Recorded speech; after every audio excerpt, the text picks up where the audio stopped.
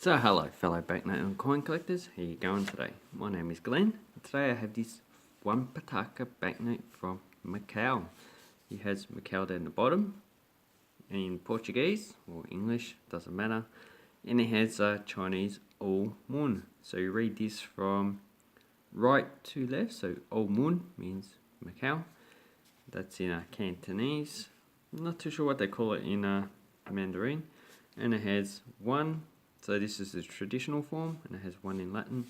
It has Yapman, so $1, or it's actually Uma Pataka, one Pataka.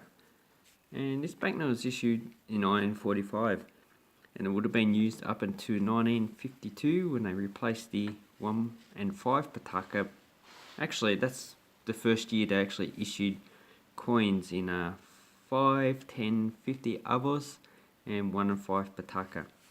So the other banknotes in this series are the 1, 5, 10, 25, 50, 100 and 500 Patakas.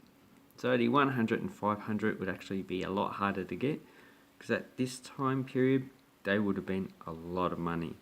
I'm talking about the 500 probably would have been a few $1,000s, and quite obviously we haven't issued those banknotes now because of the internet, but maybe we'd probably have a $500 banknote if we were just using cash still.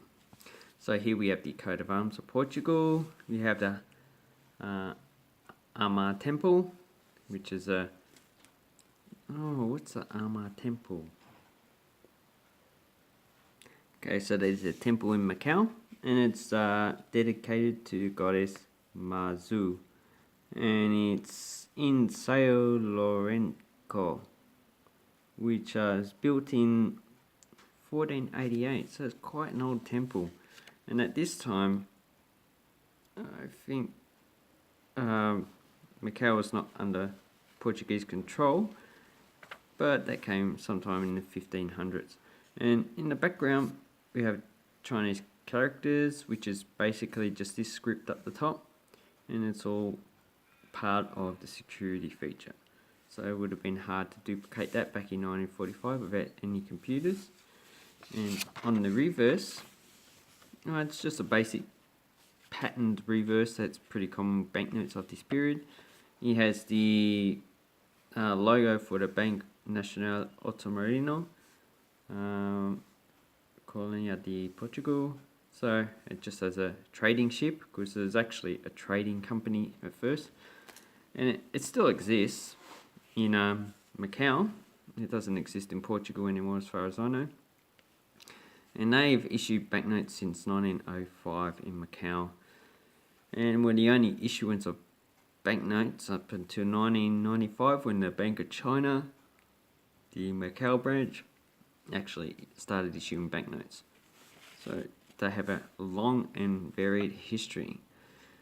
And as the lowest denominations, probably the one that are easiest to get. One that are harder to get is probably the Avos banknotes, which were issued in 1942 from 1 to 50 Avos. And I quite like it. Doesn't really have any security features, so it doesn't have a watermark, it doesn't have a security thread, but this was actually printed in Waterloo and Sons, London, and in the 40s, during the Second World War, that Macau actually had trouble procuring banknotes, because while this area was not occupied by the Japanese, it was used as a trade port, because the Japanese had trouble trading with those countries who were not involved in the Second World War. At this period of time, up until 1945, and as Macau was a free port, it actually had to print its own banknotes, which are pretty much inferior quality and on a lot more like just plain paper that you'd actually buy at a shop. So these were the first banknotes to arrive after the Second World War, and are of higher quality. And they wouldn't have actually been legal tender in Hong Kong, but Hong Kong banknotes probably could have been used in Macau at this time. And well, as they only issued banknotes, the coins of Hong Kong and China would have most likely circulated in Macau as well. So I'd like to say thank you very much for watching this video. I hope you like this banknote. It's quite a nice banknote actually. All the rest of the series are nice. See, blue just brings out the colour, brings out the beauty of a banknote.